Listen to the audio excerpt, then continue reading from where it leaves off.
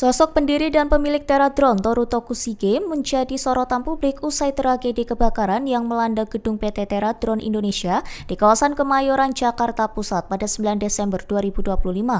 Peristiwa tersebut dilaporkan menimbulkan puluhan korban jiwa, sementara api diduga bermula dari baterai perangkat drone yang kemudian menyebar dengan cepat ke lantai atas gedung. Teradrone diketahui merupakan perusahaan penyedia layanan drone industri asal Jepang yang berdiri sejak 2016 dan telah beroperasi di berbagai negara, termasuk Indonesia.